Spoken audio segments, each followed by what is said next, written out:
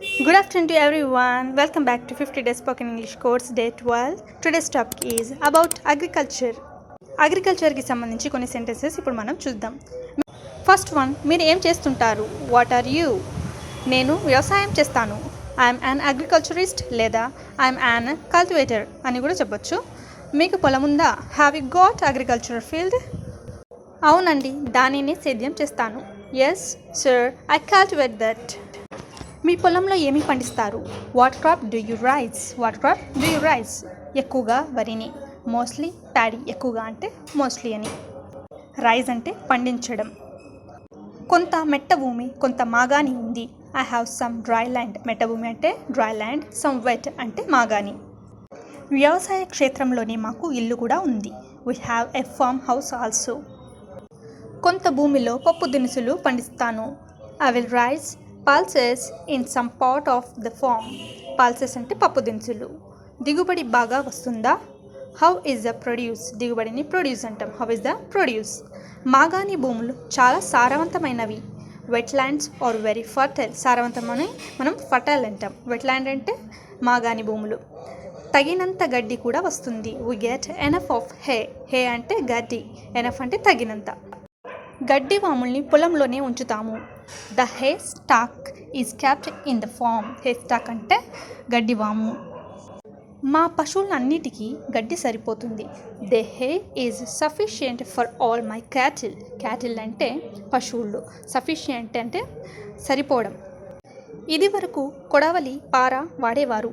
In older days sickle and spade were used. Sickle అంటే కొడవలి, పార అంటే spat.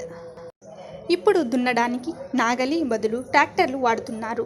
Today instead of plough tractors are being used. Instead అంటే బదులుగా, plough అంటే నాగలి, బీయింగ్ యూజ్డ్ అంటే వాడుతున్నారని. నెక్స్ట్, కోతలకు నూర్చడానికి కూడా యంత్రాన్ని వాడుతున్నారు. For reaping and threshing also machines are used. కోత అంటే రిప్ అని. నెక్స్ట్, నూర్చడం అంటే థ్రెషింగ్. మీకు పంటలకి నీరు ఎలా వస్తుంది? How do you get water for crops? వర్షాధారమే. We depend upon rain. అంటే అపాన్ అంటే మీద అని. వర్షాలు లేకపోతే if there are no rains. కొంత దూరంలో నది ఉంది. There is a river at a distance. కొంత దూరంలో అంటే అట్ ఎ డిస్టెన్స్. దాని మీద ఆనకట్ట కట్టారు.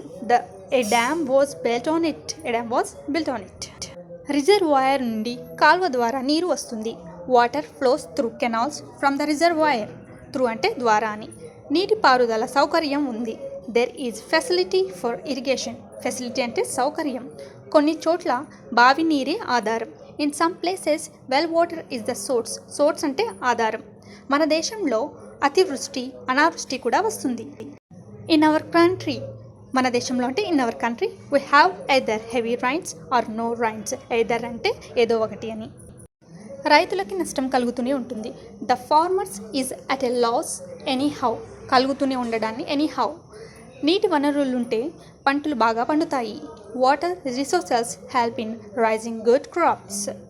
విత్తనాలు సరైన టైంలో చల్లాలి. Seeds should sown at the right time. సరైన సమయంలో అంటే right time, at the right time. Sown అంటే చల్లడం లేదా నాటడం. మంచి విత్తనాలు చల్లాలి. Good seeds are to be sown. Sown అంటే చల్లడం. ఇది వరకు ఎరువులు లేకుండా పంటలు పండించేవారు. ప్రీవియస్లీ అంటే ముందు అని. Crops were raised without fertilisers. Raised అంటే పెంచడం, పండించడం.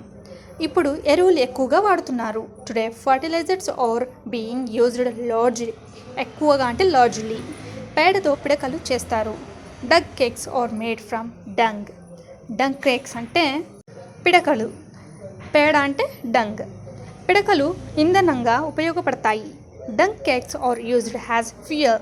ఫ్యూయల్ అంటే ఇంధనం అని. పేడని సహజ ఎరువుగా వాడేవారు. Dung was used as a natural manure. ఎరువుని మనం మాన్యూర్ అంటాం. మంచి పొలంలో ఏడాదికి 3 పంటలు పండుతాయి. 3 crops can be raised per year in a fertile field. Raise అంటే పండడం, ఫర్టైల్ అంటే సారవంతమైంది అని, ఫీల్డ్ అంటే పొలం. ఇవండి అగ్రికల్చర్కి సంబంధించిన కొన్ని ఇంపార్టెంట్ సెంటెన్సెస్. ఇంకా నెక్స్ట్ వీడియోస్లో వేరే టాపిక్స్ అనేది అప్లోడ్ చేయడం జరుగుతుంది. Thank you to one and all. మీకు తెలిసిన వాళ్ళకి ఎవరైనా ఇంకా ఇంగ్లీష్ నేర్చుకోవాలని ఇంట్రెస్ట్ ఉండే వాళ్ళకి ఈ వీడియోస్ని షేర్ చేయడం మర్చిపోకండి. Thank you to one and all.